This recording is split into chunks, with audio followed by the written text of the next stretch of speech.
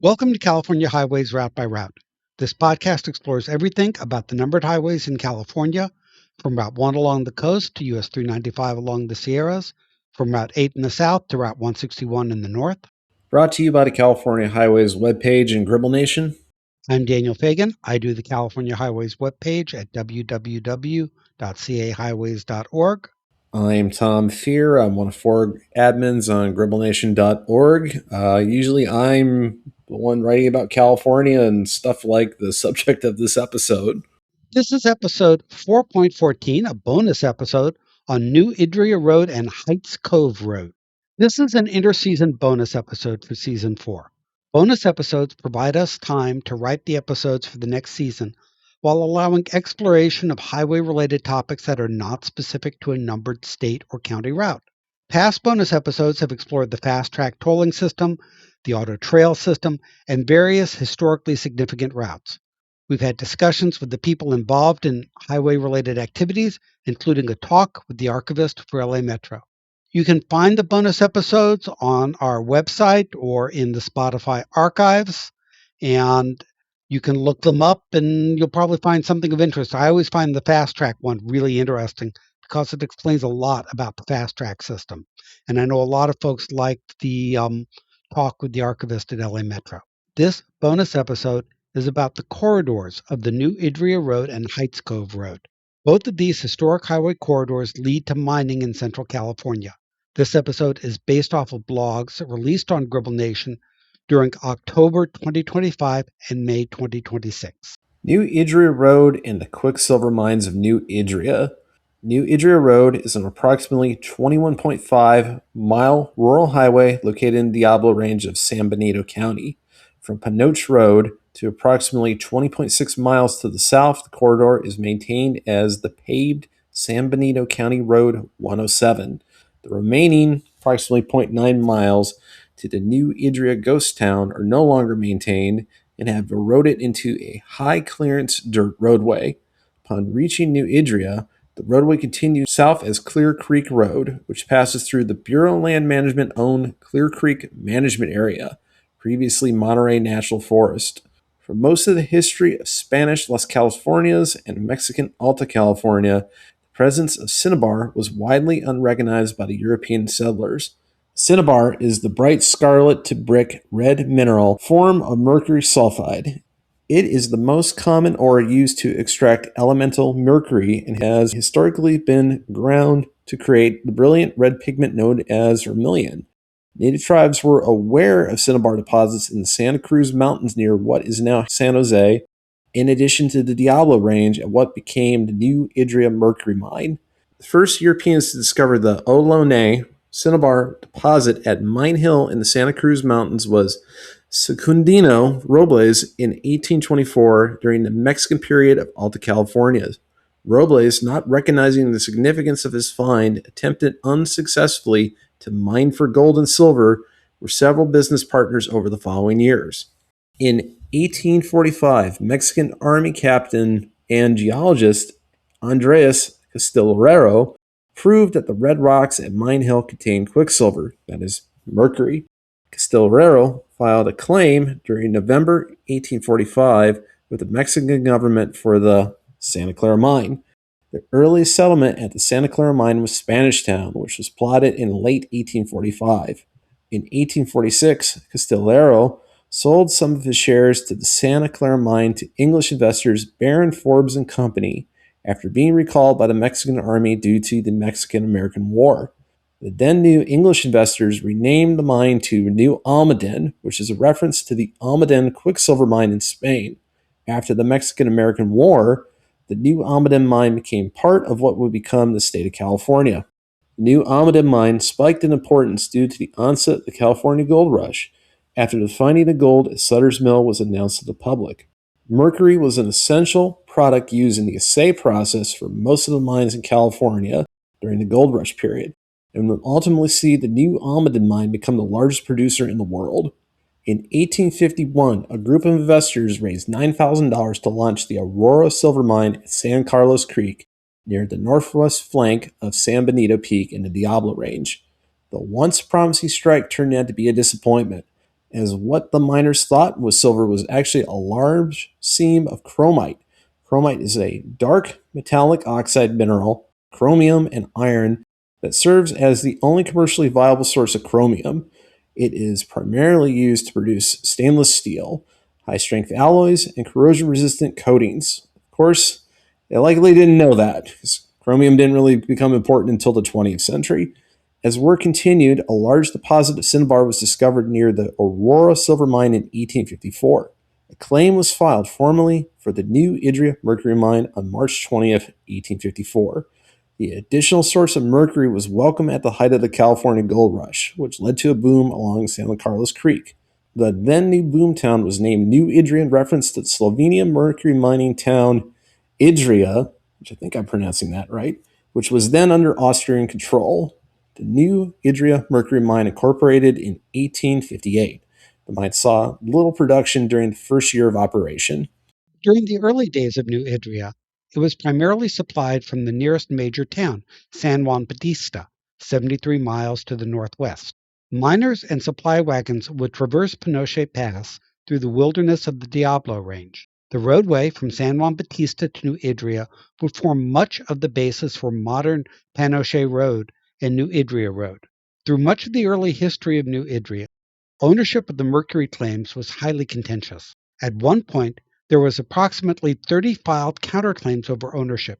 Many of the counterclaims had basis in existing legislation that had honored Mexican land grants, specifically the Rancho Pinoche de San Juan y los Carrizolitos claim. The matter was finally adjudicated during 1869 by the U.S. Supreme Court case Secretary v. McGarrahan. In 1869, the United States Post Office would establish service at New Idria.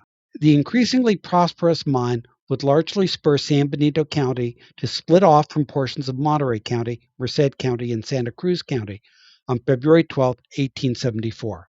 By 1880, approximately 4,000 people lived at New Idria, which comprised 60% of the population of San Benito County. In 1894, the Postal Service would shorten their service name to Idria.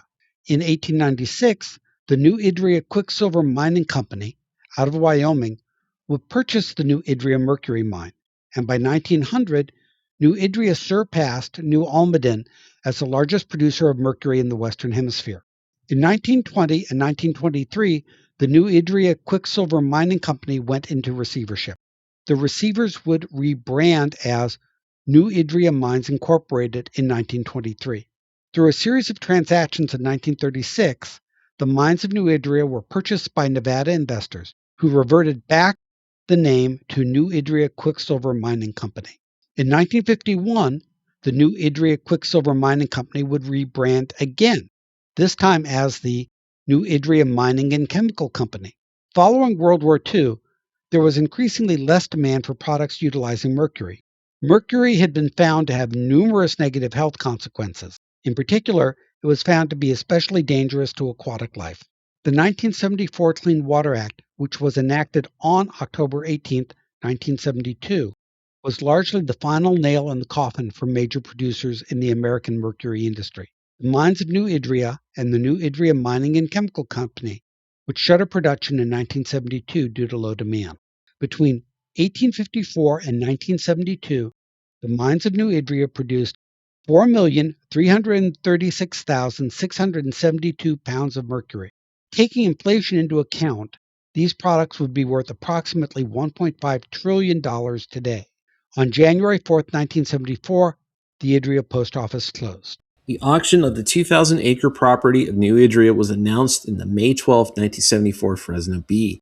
The auction took place on May 30th, 1974 in South San Francisco at the auction house Warshow Auctioneers. No sale took place, and the New Idria Mining and Chemical Company retained all assets. In 1976, the New Idria Mining and Chemical Company would convey all properties to EMC Energies and the Hawkins Company. In 1981, the holdings would be merged with what was then called Buckhorn Interim Nevada Incorporated. Buckhorn has had several minor name changes since, but still owns the New Idria property.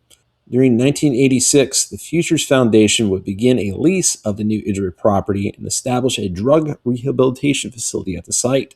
In 1991, Sylvester Herring, the head of the Futures Foundation, personally purchased the surface rights lease to New Idria. Between 1991 and 2006, the Futures Foundation would illegally dump trash at the site at the direction of Herring, who also owned a trash disposal business. Herring would die during January 2010. During the Herring era, there were numerous personal accounts from those passing through the town site being accosted by an unidentified male individual claiming to be armed. The Environmental Protection Agency became interested in the uncontrolled mercury runoff from New Idri in 1996. The site was initially assessed during 1998 for inclusion on the National Priorities List, but was found not to rank high enough. Reassessments were conducted in 2003 and 2010. On July 13, 2010, 13 abandoned structures in the northern extent of New Idria would be destroyed by fire. The Gilroy Dispatch reported that a 24-acre fire destroyed all buildings north of the Clear Creek Road, aside from the schoolhouse. During March 2011, the Environmental Protection Agency proposed adding New Idria to the National Priorities List. The site was found to have unacceptable levels of mercury runoff, asbestos, and other mining tailings. Cleanup and remediation actions were taken by the agency during 2012 to 2015. An agreement was reached with Buckhorn Incorporated on December 13, 2018 to study future contamination mitigation. Time has been unkind to New Idria Road. The highway is maintained as part of San Benito County Road 107 from Pinochet Road southeast to Post Mile 20.6. The county has vacated responsibility for the maintenance of the remaining 0.9 miles to the New Idria town site. During January 2021, the Larius Creek Bridge on New Idria Road was washed out by heavy storm runoff. A temporary ford of Larius Creek was constructed after the storms of winter 2021 to permit access to homeowners and ranchers along New Idria Road. These repairs were intended to be temporary, and San Benito County placed a road closed to through traffic sign at the beginning of New Idria Road, branching south from Pinochet Road. This meant that, effectively, the only legal way to enter New Idria was to obtain a permit from the Bureau of Land Management, drive to the town via Clear Creek Road in the Clear Creek Management Area. During September 2024, emergency repairs were made to New Idria Road. The first 8 miles of the roadway south of Pinochet Road were resealed. An earthen culvert was installed along with the drainage pipe at Larius Creek. Following these repairs, New Idria Road was fully open to public use. San Benito County intends to replace the Larius Creek Bridge. The county requested a California Environmental Quality Act exception to move forward with the construction of a new 95-foot span on March 4, 2025. The destroyed Larius Creek Bridge was constructed at some point between 1947 and 1958. Tom will now share some additional thoughts on New Idria and New Idria Road. So I kind of find it amazing that like in Central California, which I think a lot of people would associate with like a lot of civilization, like the San Francisco Bay Area, Fresno, Bakersfield, Monterey County, has in place like this that is so remote that it's basically forgotten. Like this is something you would expect to find like in some sort of desert region, New Idria. It's just I've never seen in this part of the state, or really kind of like in an area like this on the West Coast, ghost town and mine of this size, just so close to so many major cities, but yet it's pretty far away. Like we were saying earlier, by road, it's 73 miles to San Juan Bautista. You're basically on the moon out there. Like if it's really a lawless place, and a lot of the story kind of conveys that.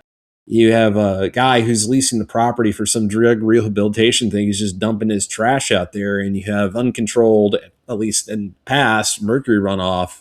It's pretty amazing that like the site stands and hasn't burned down. Just give it where it is, but just it's probably survives just because of how remote it is. And really, the only people that go there, and this is myself included into this, is people who are into overlanding, off-roading. It's quite the trip to get out there, even from Fresno. When I was out there previously, it took a good solid 3.5 hours from where I live in Fresno get to this place. I had a friend who was out there the week previous and came with me on my last trip, who actually went through Clear Creek Road, and he had to get a permit from the Bureau of Land Management. And the reason you have to get a permit to get through there is because of all the naturally occurring asbestos fiber. So I forget exactly where the rock formations change, but there's a pretty clear delineation on one side of San Benito Peak where the cinnabar is and where the asbestos rock is on the other side. And this is where you'll also get the rock benitoite, which is really common in the area, but nowhere really else.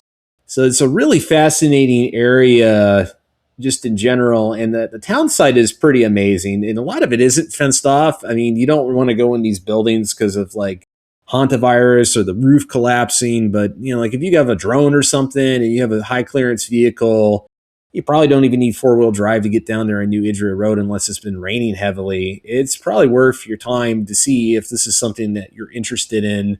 To see a historic site like this, just more or less just forgotten for half a century. And I mean, who knows? There's been recent repairs to the ford over San Carlos Creek before you had to drive over it, which had all that mercury runoff. Drainage pipe has been installed recently, but there's abandoned homes, storefronts. The head frame is still mostly there. The roof collapsed in, but it's there. Like if you're looking for a ghost town on the western front of the Sierra Nevada, this is the one. This is going to be by far the biggest one. You won't find anything quite like this until you get like to Cerro Gordo or Bodie. What is the weather like in the area? It gets pretty hot. It's not super high up. It's about 3,000 feet above sea level, so it's kind of typical Fresno Coalinga area weather. So you're looking at like 100 degrees in the summertime. On the fall, when I last went, I want to say it was like early October, it was still like 80 degrees up there. It's pretty warm. So it's not like a place people would go for like to cool down or say. It'd probably be best served going there in the spring or fall, I would think. Well, that wasn't why I was asking. When you kept talking about how remote this area was and how there's nothing around it, what came to mind is, gee, people are going to go there and try and grow pot.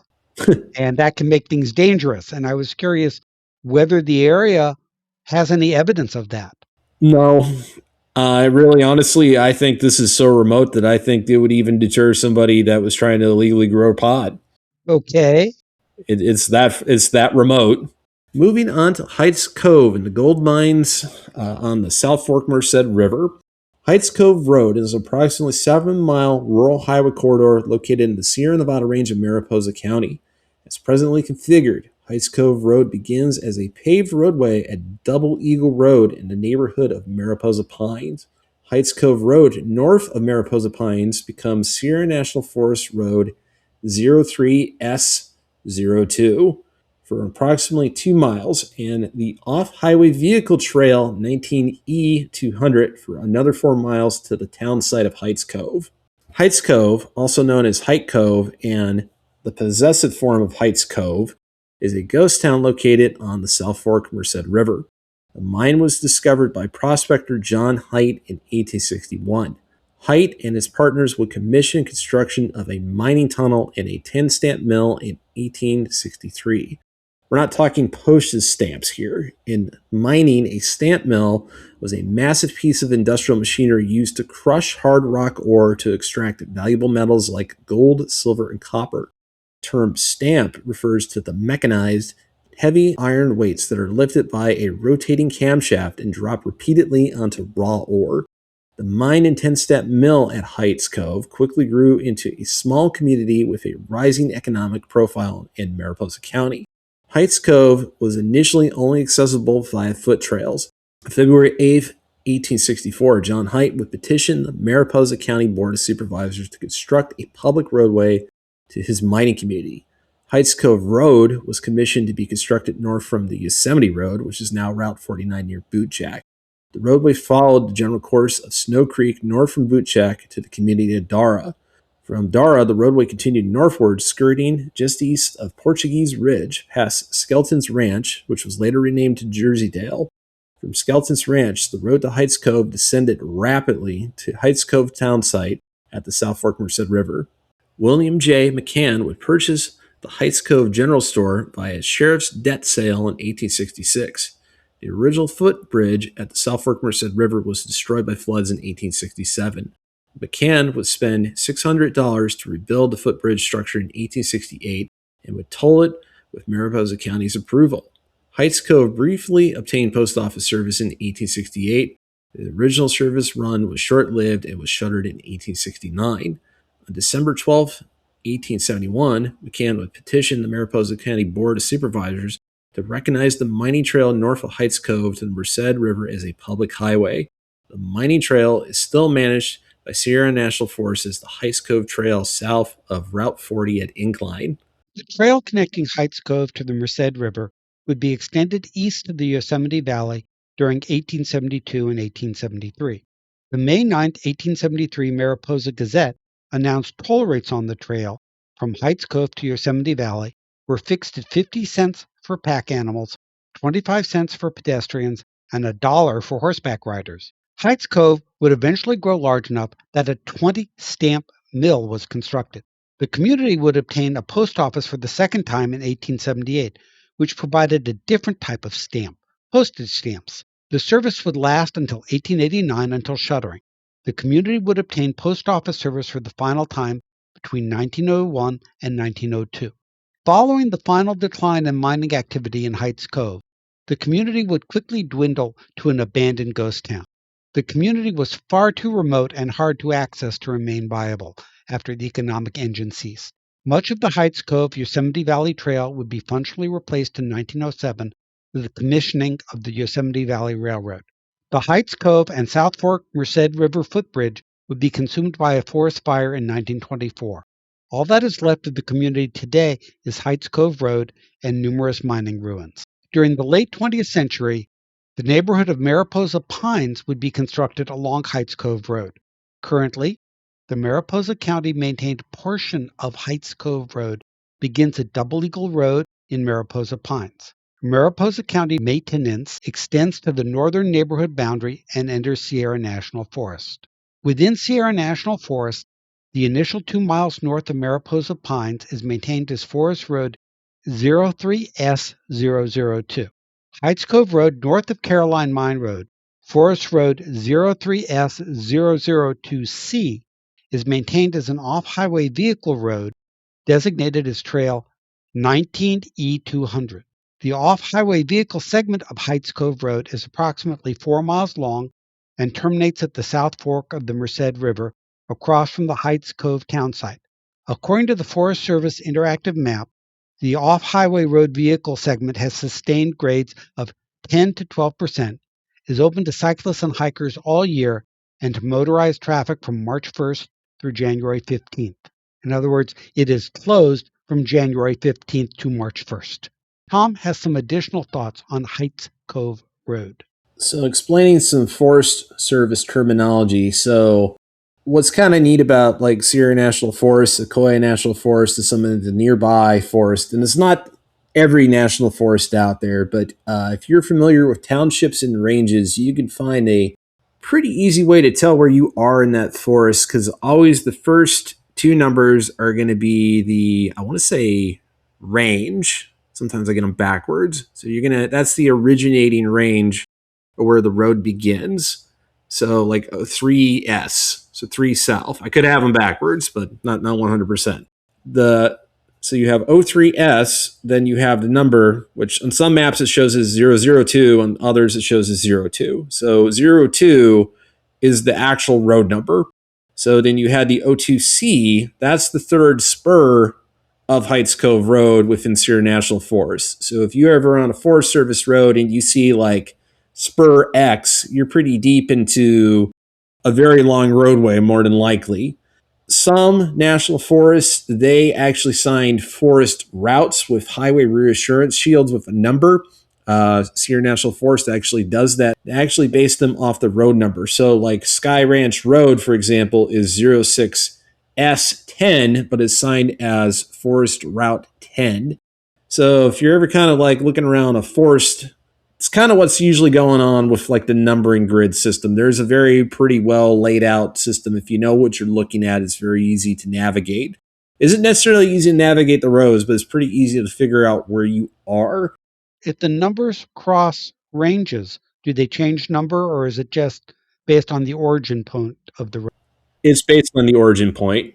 So you'll see that with like the Sierra Vista Scenic Byway. So that goes from 06S10 to 06S10X to 0S, sorry, 07S, well, whatever base or road is numbered. It's Forest Route 7. But anyways, the range is 7 at that point.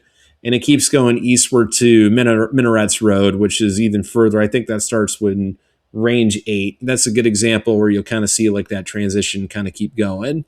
The numbers start in the south and west or the north and east for a road. I want to say they always start in the west. I'm not 100% on that. But one of the things that we mentioned a couple times in this today is off highway vehicles. So, or OHV roads. If you ever see the terminology OHV road, what that's referring to is something like a side by side, a quad, a dirt bike. Those are example of off highway vehicle roads. And typically, an off highway vehicle road is going to have a much higher grade. It's going to have a lot more bumps. It's not going to be as well maintained. A lot of vehicles will bottom out or just simply cannot descend down roads like this. Heights Cove Road is kind of interesting. The descent is very long. The first two initial miles of the OHV segment, they lose like 2,000 feet within 2 miles. It is a massive descent. And I was hesitant when I scouted this out last year. My wife's Forester was just plain not equipped to make this. I was pretty sure right off the bat. And I'm still pretty sure about it too, but I was convinced scouting this out that I was going to need a locking differential if I was going to take a vehicle down this. Now, when I actually hiked this, I didn't find that to be the case. And the reason I found that not to be the case is because the grade is actually pretty good for what this OHV road actually is. Usually I'm used to way worse roads. Like if I'm ever on a dirt bike or side by side, the grade is usually way worse than Heights Cove. Even on the descent, it's relatively smooth. Like I would think like a Toyota Tacoma, like a 1500 Silverado. So long as you have four-wheel drive, should be able to make this pretty easily. There's a small gulch where the road flattens out, which is kind of deep. That's where you're going to need that four-wheel drive. I don't think you'll need locking differentials at any point. And what I mean by that is what a locking differential is that you can activate locking differential in both your wheels. Say if you have rear-wheel drive or if you have four-wheel drive, they'll spin at the same speed. So that way you won't have one wheel just kind of getting stuck. So if like heavy-duty off-road enthusiasts, they almost always have locking differentials. I don't have one of those vehicles, hence why I hike this. A bike, that's kind of an interesting concept. I would want to try to cycle up on a mountain bike up this road, and I don't really want to go down it either. I don't think a bike, the brakes would hold up on it very well. That's a lot of elevation to lose for even like a mountain bike, and much less that climb back up. That is just like hellacious. But the town site itself is pretty neat. This is one of the few places in California I found an identifiable cobblestone road segment. So if when you send down Heights Cove and get to the town site, you'll be able to identify it because there's very clear evidence of road grading. There's a lot of earthen and stone grading that my understanding it was put in place by Chinese workers. A lot of times you'll see where the homes and mining structures were because they're on a second terrace that's above the actual roadway. But once you get to where the footbridge was, you'll notice some steel cable that's still sitting there that's kind of been pushed off to the side of the river. But there's a pretty substantial cobblestone road segment which would have led into the heart of Heights Cove. Most people, they go from the other side from Route 140, which goes to more of the mining ruins part of it. You can see the mine ruins pretty clear from the Heights Cove Road portion of the South Fork Merced River.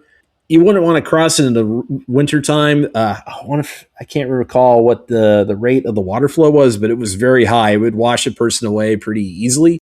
I took a drone and was able to get across the river and kind of see what I wanted to see. But there's like ruins of a water mill that are pretty identifiable. There's a couple pieces of machinery. They're on both sides of the river, so you're not really going to miss much by being one side or the other. But if you're looking for just like a really historic road that has no real business being open as a road, a public road to this day. This is the one. I would caution, though, that a family did die on this road trying to hike down it a couple years ago. So it gets pretty brutal.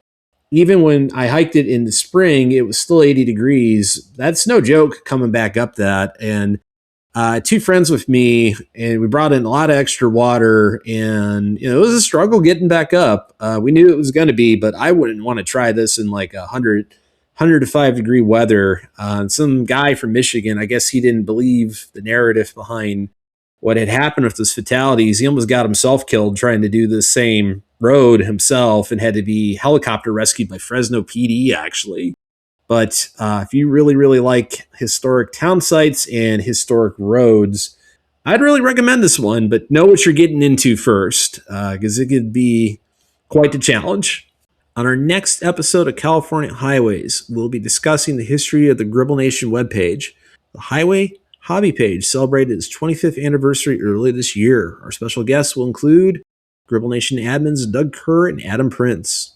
For more information, visit the Gribble Nation blogs on New Idria Road and Heights Cove Road, which we'll link in the show notes. And there were a couple of other links that Tom had as part of the script for this that I will also be putting on the show notes page. You can find the show notes at caroutebyroute.org. As always, information on this episode is available on our website, caroutebyroute.org, where you can leave us comments. Spotify has added a comment feature, so if you want to comment there, you can. This episode is available on our Spotify for Creators home, creators.spotify.com/pod/show/ca-route-by-route/. Please remember to like, subscribe, rate, and review our little podcast in your podcaster of choice. It helps people find us. I don't know if we'll have freeform discussion today. This is mostly me that's been to these two places, but most of the time we usually do have a bit of freeform discussion on the podcast subject. Join us as we continue to explore California highways route by route. This episode was written by Tom Fear. I just did some minor editing on it. Edited and produced by Daniel Fagan. Our opening theme is I Like to Be by the Seaside by John H. Glover Kime. Episodes are recorded using Zencaster. Free conference call is used for coordination. The podcast is a product of California Highways at cahighways.org and Gribble Nation at gribblnation.org. And I think Tom is right. We pretty much discussed these two routes. This is not an area I've ever been because I don't go out off-roading or running through these odd canyon roads and stuff. So do you have anything else you want to add, Tom? It probably just speaks to kind of like what my background is. I'm probably talk about this in the next episode. I came from a lot of overlanding, off-roading. I've ridden a lot of dirt bikes. I tried to get into racing when I was younger. So if anyone in the road community is like wondering like why the hell is Tom always like doing these super weird things, it's because I love doing this stuff. It's fun for me, but I understand it's daunting, scary, and not for everybody. Whereas I enjoy reading maps, I always have, and love the history that maps tell me, which is why I do what I do with my website. And with that, we'll end this episode. Next time, we celebrate the 25th birthday of Gribble Nation.